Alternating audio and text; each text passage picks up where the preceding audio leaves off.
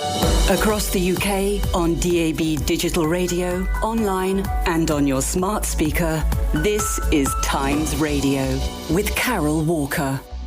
Now, many senior Conservatives have tonight been attending a special dinner to commemorate 100 years since the birth of Margaret Thatcher. The current Conservative leader, Kemi Badenoch, visited the Iron Ladies former school in Grantham to mark the occasion.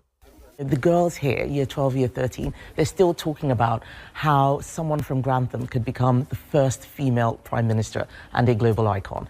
But it's not just what she achieved in politics, but what she achieved for the country, making us safer, more prosperous. When you have tough times, you need a leader who can take tough decisions. Not everyone will like them, but we all know that when she left office, she left the country safer and more prosperous than when she came in. So how significant is Margaret Thatcher's legacy? That's tonight's late debate. I've been talking to Noah Khogali, Conservative councillor for Strathern and a policy director at Conservative Friends of the Commonwealth, and Caroline Slowcock, who is a former private secretary to Margaret Thatcher. And I began by asking Noah why he was inspired by Margaret Thatcher's legacy.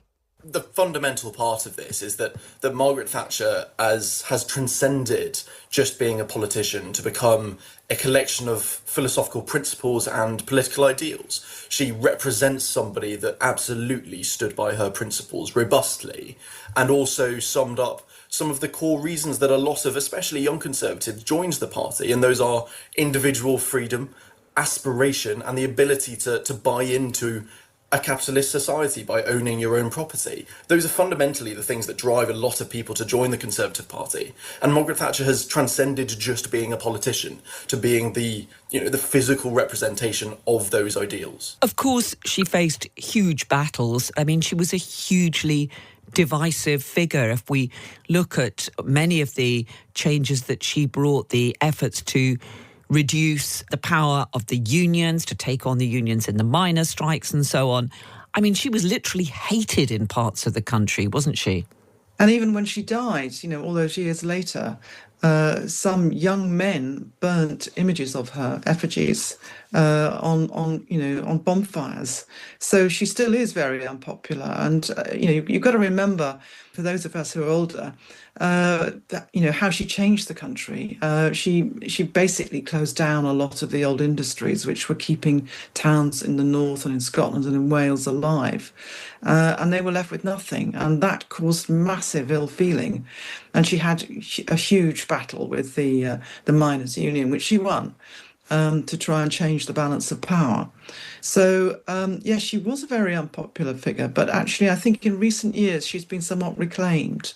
I mentioned that Keir Starmer has actually praised her, but I think that people can see, perhaps in contrast to, for example, Boris Johnson, how she really was good at governing, not just at campaigning, which obviously Boris Johnson was good at, but governing the country and doing the things that, the tough choices, the hard things, the sheer grind of actually making change happen, which she was very, very good at. She had this ability to master the detailing, but also keep the bigger picture and the longer view very much in sight. And Noah, that is important about her, isn't it? That she's not somebody who was in any way universally loved at the time. I mean, many parts of the country blamed her for the closure of many of those old industries.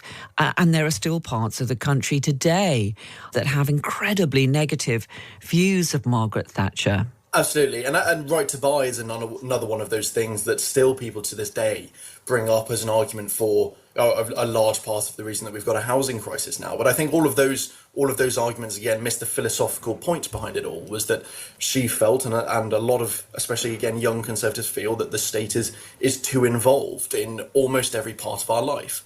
And fundamentally, it's interesting to kind of play with what her attitudes would have been today, and for example, the planning system and the huge quagmires which exist there that stop home-owning democracy that was her vision. And I think we do need to take some more of those philosophical lessons about the way that people should interact with the state, and that the state should largely get out of the way and let people be the wonderful, innovative beings that they are.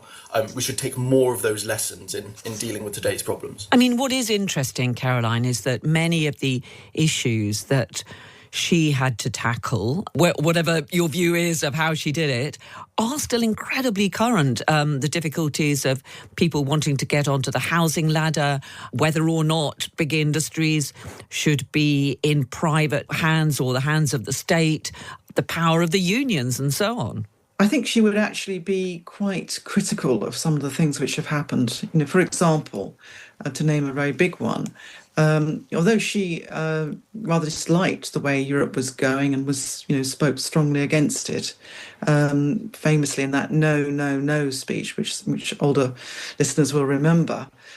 She regarded as one of her biggest achievements the creation of the single market. And she put business first, and she put growth very much first on her agenda. And I think she would just be astonished that we had put trade, barriers between us and Europe. And I think she was also... I'm sure there will be some Tory Brexiteers listening to this saying, I'm sure she would have been a Brexiteer. Well, I know. But, believe me, and I'm not alone in this view. Charles Pole, who has, worked with her for many years, has also said the same. But I also think because she was very much a person on the international stage, she would see the deep geopolitical risks that we're facing. Not many people know that she, in her last few years, led the way on global warming. I went to the UN and asked for global-wide action on global warming. I think she'd be horrified at the sort of retreat from the net zero commitments and the international leadership that we've seen. And because of the threat of Putin, and also I think the destabilising effect of Donald Trump and the rise of the far right, which she would be worried about. She is a child and a young woman, grew up as Nazi Germany was forming, and then World War II, and fought for the democratic freedoms that we have. I think she'd be anxious. So I think she would actually be wanting to form a stronger union with our European partners at this stage. It's fascinating that, and I mean, Noah, there are endless debates and discussions, aren't there, about where Margaret Thatcher would have been, and leading politicians on all parties claiming that she would have supported this, that or the other policy. Do you think that she might have had concerns about the direction of the current Conservative Party under Kemi Badenoch? I mean, I would hope that she would have been a critical friend. I think there's a lot of people, especially on the right, as far as I see them, that use Margaret Thatcher's name as kind of a trump card as far as they see it. But a lot of them are ultimately populists whose principles flutter with the wind. And I'm talking out with of the Conservative Party especially here. There is a lot of people who purport to be conservatives at the end of the day that really aren't. And they are ultimately populists who are, preaching something that just fundamentally isn't real, and they're making arguments that Margaret Thatcher would have supported them because they think that will then draw swathes of voters with them, when I would hope she would have been critical, because ultimately she was somebody that stuck to their principles and didn't follow just what the polls were saying that week and what the best potential route to government would have been. She was trying to do the right thing, as far as I can see. You're dead right about that now, Noah. She really, she had a vision, she had principles, and she stuck to them. And incidentally, I don't think she would like withdrawing from the European Convention on Human Rights, because she would see it as part of the sort of world order that had been created by, Britain and others in Europe after World War II. And the thought of being in the company of Russia and Belarus, I think, would horrify her. Well, what about that point of her sticking to her principles? Because, I mean, Caroline, you will have seen close up that she was someone who absolutely stuck to her guns, and indeed some of those around her felt that became a problem, that she wasn't prepared to listen to others, to bow to different opinions. But with hindsight, many people look back and think, well, look, she was absolutely convinced of where she stood on things and wasn't going to be swayed, certainly not by polls or short-term popularity. She didn't wake up in the morning and look at the newspapers. She didn't look at the newspapers at all. She got a 2-page summary from Bernard Ingham. And that was it. She was focused on the bigger prize of long-term change for Britain. And I think, that's one of the things which is wrong with politics at the moment and government, that it's too in a political fray, look too much looking at political polls. Yeah, I think she really did know what she thought. And it was generally her instincts were pretty good, I guess, by her own lights. And she won 3 elections after all. But I think she was beginning to lose it towards the end. I think one of the things that happens if you're in power too long is you start to believe your own propaganda. And I think she got a bit sort of cut off from the world. So I think the poll tax, which was basically a tax which changed the council tax to mean that everybody who voted would have to pay a tax. It was so desperately unpopular, and she just dug in rather than digging out. And nobody's dared to change that system ever since. I just wonder what you think of that, Noah. I mean, she was governing and at the height of her political career in a very different era. There was no social media, no 24-hour news and so on. There weren't the almost daily polls and so on. But she was somebody who, once she'd made up her mind on an issue, was absolutely resolute in sticking to it, wasn't she? And I wonder whether perhaps that is why she still resonates with your generation of younger activists. Absolutely. I think fundamentally here, although she existed in a very different time, and the media landscape especially was very, very, very different, the challenge ultimately is very similar in that there is a huge amount of political awareness about the system needing radical change. And I use the planning system as an easy example of that, but that's obviously something that every party is aware is broken. But nobody at the moment has the will or the ability in government to radically change it and fix it.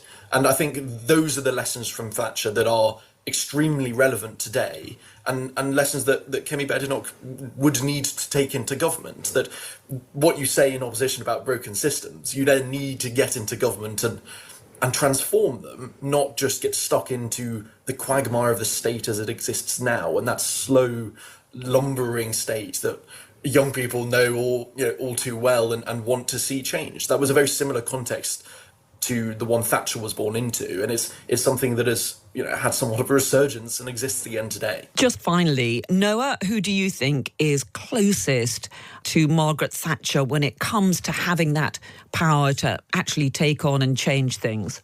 I think I heard Ian Dale obviously speak about the way that Thatcher in opposition very much thought deeply about her policy platform before launching it. And that is something that Kemi Badenoch has made a real effort to do. And I do think that when it comes to it, she will have that cut through, and that taking time to align your philosophical principles and then, be staunch as you move forward with them is something that's incredibly, incredibly important. Caroline, what about you? I don't really see anyone on the political stage who's like Margaret Thatcher. I'm going to say something very controversial, but the only person I've seen who's a bit like her is Angela Rayner. I think that Kemi Badenoch has some of the ingredients. Certainly Noah, I think you're right. Spending time to kind of work out what you think, which Thatcher did. She had quite a long time to do that in opposition. It's just that when she speaks, she just opens her mouth and just says stuff. And then denies that she's even said it, almost immediately afterwards. She doesn't speak from a place of authenticity in the way I think that Margaret Thatcher did. And I think that if you want to govern well, as opposed to just win elections, then you've got to have some of the real application, the hard grind, the grasp of the detail. You've got to take people on. You've got to be prepared to be unpopular. And I don't see that in the Labour Party at the moment, and I don't see it in the Conservative Party. Well, that was Caroline Slowcock, former private secretary to Margaret Thatcher, speaking to me a little earlier, along with Noah Khogali, who's a Conservative councillor for Strathern and policy director at Conservative Friends of the Commonwealth.